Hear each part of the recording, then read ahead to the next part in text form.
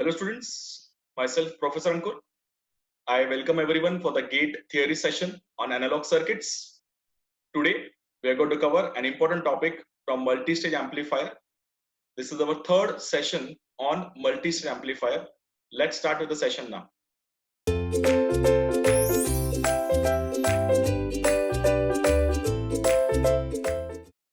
So now we are trying to understand the cascading of CS and CA amplifier to basically improve the input impedance of the cascade circuitry.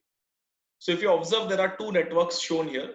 The first network is basically a FET circuitry, which can be also a MOSFET circuitry, where you will find the device with RS bypass, input side resistance as RG, at the drained end you will find a resistance RD and the supply voltage as VCC. The second circuitry is basically a BJT. So it is emitter resistance RE bypassed by a capacitor CE, a potential divider bias R1, R2, and at the collector we are having RC. So now if you observe both the network carefully, you will find that the lower end of both the network is connected to a common ground and the top end is connected to a common VCC. And the output of the first circuitry, which is going to be taken from the drain terminal, will be given as an input to the base of the second circuitry, that's your transistor. So now if you observe, it is like a cascade connection where you will find the impact of RC coupling due to presence of capacitors. Now if you observe carefully, the first section of the circuitry, it is input given to the gate terminal and output from the drain terminal. So it's a CS amplifier circuitry. And the second circuitry that you see here, it is basically input to base and output from collector. So it is common emitter configuration or common emitter circuitry. So now this is basically a cascade connection of CS and CE. So now let's understand why do we went for such a combination of CS and CE. So suppose if I assume that the CE amplifier is going to have a gain of 100 and the CS amplifier is going to have a gain of 10. Obviously I'm talking about the magnitude. The gain, actual gain will be minus of 100 and minus of 10. So when I take the product gain will come around 1000. So this is a very, very high gain. So what advantage do I get from a CS-CE configuration is I am able to operate with high gain.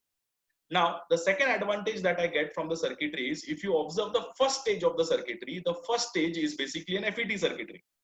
And because of the FET or the MOSFET circuitries which can be used as the first stage, you will find high input impedance. So this is one of the major advantages when you use a CS-CE configuration where we are able to improve the input impedance.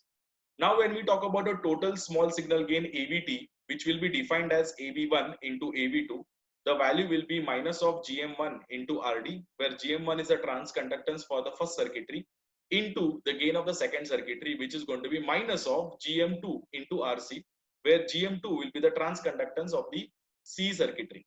Now, if you observe the product, it will be minus and minus, it will become plus. So overall, if you observe, the entire circuitry will work like a non-inverting circuitry.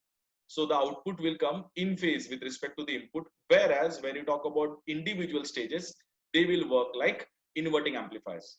So now what we learn from this entire topic is we are getting two advantages. We are able to operate with high gain and also high input impedance. But then there is always a question mark regarding we always want an amplifier which will satisfy high input impedance, low output impedance, and a high gain. So what's the solution for this? So the solution is let's couple one more additional circuitry to the given configuration. So it will give a configuration something like this. So it is going to be CS, CE and CC amplifier. So what do you see here? An addition of one more stage at the output side, that is going to be a CC amplifier. So once you go for a CC amplifier, it is basically a common collector amplifier, which is a transistor circuitry with a buffer. The top point is obviously a VCC supply and the bottom point is going to be a ground. So when you see the circuitry arrangement carefully, the last stage of the circuitry, that is the third stage, it is a CC circuitry like a buffer circuitry, which will have a voltage gain of unity and the output impedance is going to be low. So since we get an advantage from this, we can achieve the impact of low output impedance. And that's the reason when you see the CS, CE and CC configuration, the input impedance will go on the higher side, the output impedance will go on the lower side, and the gain will definitely go on the higher side due to the effect of cascading. As all of us are aware that whenever we go for cascade amplifier, whenever we see the gain of individual amplifier as AV1, AV2 and AV3, the total gain AVT will be AV1 into AV2 into AV3. So it will satisfy the requirement of a good amplifier circuitry. high input impedance, low output impedance, and high gain circuitry. So this is what we have in this session. Thank you.